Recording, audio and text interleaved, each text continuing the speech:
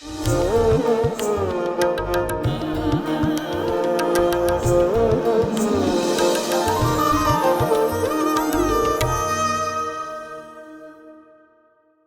ने बड़े प्रेम से अपना दायां हाथ जो था मेरे गर्दन के ऊपर रखा और बोला, स्वामी हेल्थ देता।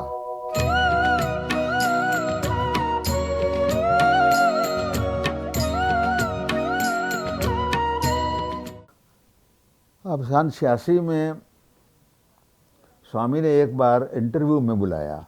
अब इंटरव्यू में बुलाया तो इंटरव्यू में और भी बहुत लोग थे। स्वामी जब अपनी चेयर पर बैठे तो स्वामी ने अपनी चेयर पर बैठते ही कुछ सेंटेंस बोलना शुरू किया। Work is worship, duty is God. Work is worship, duty is God. Work is worship, duty is God. एक ही सांस में स्वामी 3 बार बोल दे। और आधा घंटा जो स्वामी से ने चर्चा हम लोगों से करी, उस आधे घंटे में कम से कम 10 बार स्वामी ने ये हैमर किया, work is worship, duty is God. Work is worship, duty is God. Work is worship, duty is God. अब जब इतनी बार हैमर किया तो मैंने सोचा, भगवान ने आधे घंटे में 10 बार एक ही सांस में 3 बार बोलना, मतलब 30 टाइम्स एक्चुअली स्वामी ने बोला। इसका आखिर मतलब क्या है? इसका इतना कोई महत्व होगा ना। 2 महीने मेरे मनन करने के बाद जो था, मैं इस निष्कर्ष पे पहुंचा कि इसका मतलब ये है कि दुनिया में जितने भी काम हैं, चाहे वो पर्सनल काम हो, चाहे वो ऑफिस का काम हो, चाहे वो सोशल वर्क हो, सभी काम जो है ये सब भगवान के काम हैं।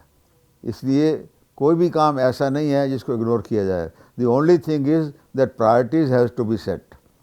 अगर आज मेरे घर में बच्चा बीमार है या वाइफ बीमार है तो मुझे बाकी काम सब छोड़कर उनको देखना चाहिए, क्योंकि वो भी भगवान स्वरूप हैं।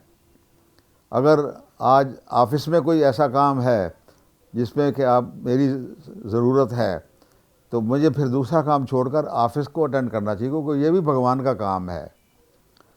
और इस काम में मेरे को भगवान ने फिर मेरा टेस्ट भी बहुत लिया। आगे चल के, चूँकि मैं स्टेट प्रेसिडेंट था, सभी स्टेट में मेरे को जाना करना पड़ता था।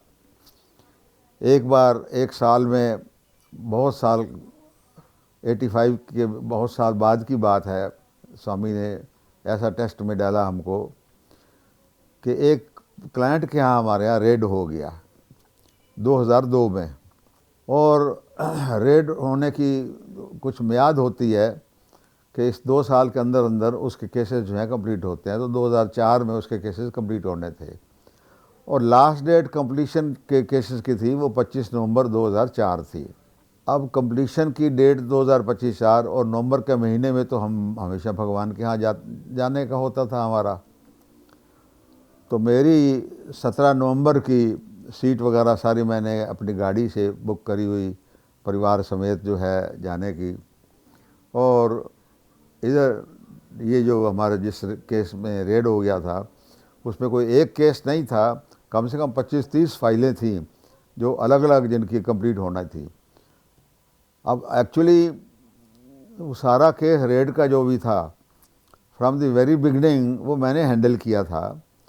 और उसको प्रेजेंटेशन जो था डिपार्टमेंट में, वो मेरा लड़का त्रिभुवन जो है जिसने मेरे को ज्वाइन कर लिया हुआ था, वो प्रेजेंटेशन वो करता था, तैयार मैं करके देता था। अब नवंबर के महीने की चूँकि आखिरी डेटें हैं तो अब मैंने तैयारी करनी शुरू करी तो सभी फाइलें कंप्लीट हो गई, टाइप भी हो गए पेपर्स उनके, फाइनल आर्गूमेंट्स जितने भी थे। लेकिन एक फ़ाइल रह गई। अब 16 तारीख नाइट की बात है, 17 को हमको सवेरे जाना है। अब एक फ़ाइल रह गई, क्लाइंट जो था मेरे सामने बैठा हुआ है, अब उसकी जान ऊपर नीचे हो रही है कि एक फ़ाइल तो रह गई, इसका कैसे होगा। अब मैंने कहा कि अगर त्रिभुवन के ऊपर मैं छोड़ गया तो त्रिभुवन के ऊपर आगे ऑलरेडी इतना काम है कि उसको 25 फाइलों को प्रेजेंट करना है, तो इसको तैयार करने का कब मौका टाइम मिलेगा।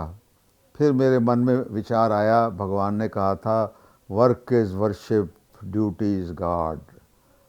आज अगर मेरे को ऑफिस में ज़रूरत है काम की, तो मैंने कहा भगवान की इच्छा है कि मैं ये काम कंप्लीट करूं।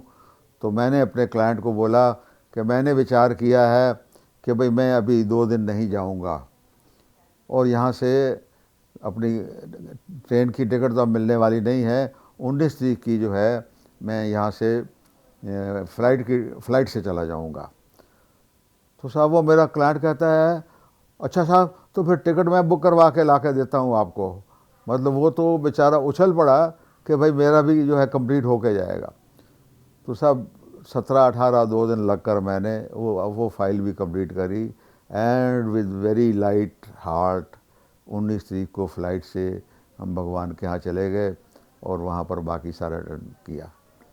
तो इस तरीके से भगवान ने हमको प्रैक्टिकल लाइफ में कि work is worship, duty is God, इसका क्या मतलब है ये बताया। अब उस इंटरव्यू में, जिस दिन इंटरव्यू था ये, उस दिन मेरे को कुछ कमर में बहुत दर्द था और इतना हैवी पेन हो रहा था कि उठना बैठना बहुत मुश्किल हो रहा था।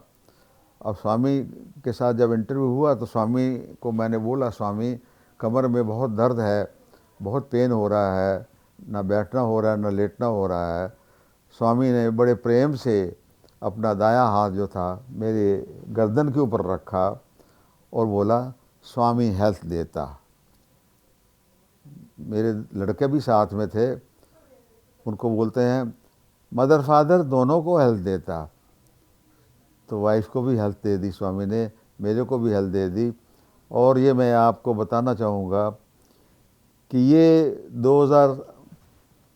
1986 में स्वामी ने जो मेरी गर्दन पे हाथ रखा, 5-6 महीने लगे कमर दर्द को सबसाइड होने में, लेकिन उसके बाद ये फिर सालों साल तक जो था चलता रहा और 2018 में जाकर वापस फिर मेरे को ये पेन वापस हुआ। तो 18 और 14 32 साल तक स्वामी ने मेरे को वो हेल्थ ऐसी प्रदान करी कि उस पीरियड में मेरे को जो है सारे काम भगवान ने मेरे से निपटवा लिए।